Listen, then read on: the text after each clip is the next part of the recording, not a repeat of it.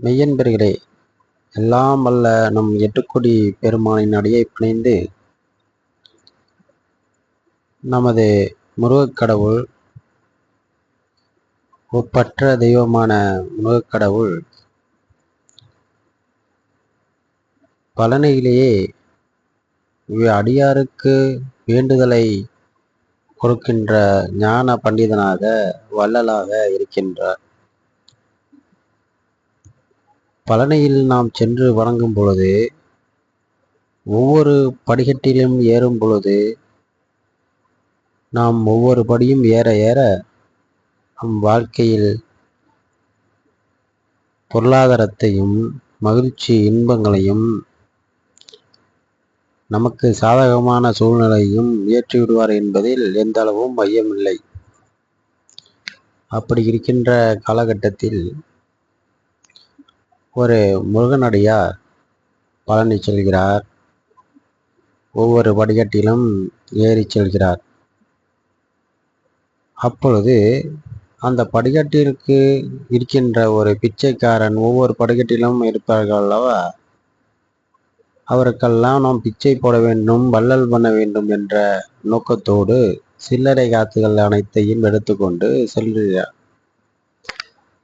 முதல் படியிலிருந்து அந்த பிச்சைக்காரர்களுக்கு படிக்கு ஒருவர் வீதம் சில்லறை காசுகளை கொடுத்து கொண்டே செல்கிறார். சில படிகளிலே பிச்சைக்காரன் இல்லை. 3ஆம் படியில் உள்ள ஒரு பிச்சைக்காரன் 6ஆம் படியில் ஏறி என்று அவரிடம் மீண்டும் ஒரு பிச்சை வாங்குகிறார். இவரும் கொடுக்கிறார் சில்லறை காசை. மீண்டும் ஒரு 12ஆம் படியில் ஏறி அதே பிச்சைக்காரர் மீண்டும் அவரிடம் கேட்கிறார், மீண்டும் கொடுக்கின்றார். மீண்டும் 20ஆம் படியில் ஏறி அதே பிச்சைக்காரர் கேட்கிறார். இவர் சுதாரித்துக் கொள்கிறார். என்னடா நீ திரும்ப திரும்ப என்னிடையுமே பிச்சை கேட்கிறாயே, நானும் கொடுக்கிறேனே என்று, இனிமே நான் தரமாட்டேன், அடுத்தவருக்கு தான் கொடுக்கணும்னு சொல்லிட்டு படியில் ஏறுறாரு. சரின்ட்டு ஏறி போய் அங்க தரிசனம் செய்கிறார். அங்க ஞான தண்டாயுதபாணி கையில் தண்டத்துடன் நிற்கின்றார். தரிசனம் செய்து விட்டு கோவிலில் பின்புறம் அமர்ந்து தனது வேண்டுதலை வைக்கின்றார். மனதார பேராத்மாவுடன் பேசுகின்ற நிகழ்வு அது. என்ன வேண்டுகிறார் தெரியுமா? அப்பனே முருகா, நான் சிறு பிள்ளையாக இருக்கும்போது என்னை பார்த்து வளர்த்தாய். வேலை இல்லை என்று நான் அழுதியின் உன்னிடம் வேலையை கொடுத்தாய். பின்பு பொருளாதாரத்தை கொடுத்தாய். செல்வங்களை வாரி வழங்கினாய். எனக்கு திருமணமும் செய்து வைத்தாய். எனக்கு ஒரு மகனையும் தந்தாய். 3 மகளையும் தந்தாய். அதிலே முதல் மகளுக்கு குழந்தை இல்லை என்று எனது சம்பந்தி என்னிடம் கேட்கிறார். அதற்கு ஏதாவது நீங்கள் செய்யுமாறு வேண்டுகிறேன் என்று மனதார அந்த அடியார் வேண்டுகொள்கிறார்.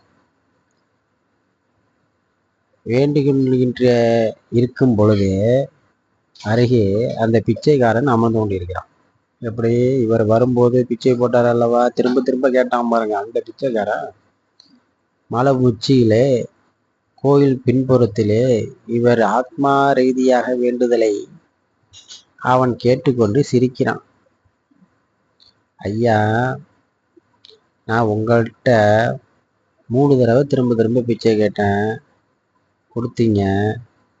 ஆனால் 4ஆவது தடவை நான் உங்கள்கிட்ட கேட்டேன்.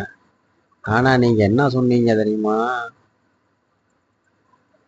நீ என்னடா 3 முறை உனக்கு பிச்சை போட்டேன், 4ஆவது வாட்டியும் கேட்குறியே, நான் அடுத்த பிச்சைக்காரர்களுக்கெல்லாம் போட வேண்டலாமா அப்படின்னு கேட்டீங்க. ஆனால் உங்களோட பெரிய மனசுங்க அந்த ஞான ரூபமாக இருக்க பாலதண்டாயுதபாணி உங்களுக்கு எவ்வளவு பிச்சை போட்டிருக்காரு பாருங்க. உங்கள் வாழ்க்கையை கொடுத்து, உங்களுக்கு செல்வத்தை கொடுத்து, உங்களுக்கு திருமணம் நடத்தி வைத்து, உங்களுக்கு மகளை கொடுத்து இவ்வளவு செஞ்சிருக்காரு. என்னை விட மோசமான பிச்சைக்காரன் அல்லவா நீங்க அப்படின்னு சொல்லிட்டு சிரிச்சாராம். ஆனா நம்ம மனதார ஆத்ம ரீதியா வேண்டிக் கொண்டிருந்ததை இந்த பிச்சைக்காரன் எப்படி சொல்கிறான் என்று அவருக்கு ஒரு சந்தேகம். அப்பா முருகா, வந்தது நீயா என்று சரணாகதி அடைந்து விட்டார் அந்த நண்பர். அதாவது எதற்கு இந்த நிகழ்வை நான் சொல்கிறேன் என்றால், வாரி வழங்கும் வள்ளல் ஞான தண்டாயுதபாணி பழனிமலையில் இருக்கின்றார். நம் வாழ்வுக்கு எவ்வளவு வேண்டுமானாலும் அங்கு போய் கேட்டு பெறலாம். வாரி வாரி வழங்கக்கூடிய வள்ளலாக அங்கே நிற்கிறார். நமது குரலுக்கு கூப்பிட்டவுடன் ஓடி ஓடி வரும் தெய்வமாக அங்க இருக்கிற அந்த சிலையினுடைய அமைப்பை பார்த்தாலும் உங்களுக்கு தெரியும். வலதுகால் முன்புறமும் இடதுகால் பின்புறமும் இருக்கும். அதாவது அதன் நோக்கம் என்னன்னா, கூப்பிட்ட குரலுக்கு ஓடியோடு வரும் தெய்வம் என்னவென்றால் நம் கந்தபிரான் தான். அவர் மனைவி பெரிய வள்ளி. வள்ளி என்றால் அவன் வள்ளிக்கு கணவனாக இருக்கக்கூடியவன் வள்ளலாக தான் இருக்க வேண்டும். அப்படிப்பட்ட நம் தெய்வத்தை போற்றி வணங்குவோம். திருநீரை நெற்றி நிறைய அணிவோம். திருநீரை சொல்லும் போது சிவாய நம என்று சொல்லி பூச வேண்டும். முருகன் பக்தி எங்கு போய் சேர்க்கும் என்றால், இறுதியில் கலக்கின்ற கடலானது சிவன் தான். ஆகவே யமன் வரும் முன்னே மயில் வந்துருமா பார்த்துங்க. யமன் எரும மாட்டை கொண்டு வரும் முன்னே மயில் வந்து முருகனுடைய பக்தர்களை அழைத்து செல்லுமா. அப்பேற்பட்ட நமது முருகக் கடவுளை தினந்தனம் சரவணபவா என்று உச்சரித்து நாமத்தை வழிபட்டு சகரசநாமங்களை சொல்லி அவர் பதத்தை பெறுவோம்.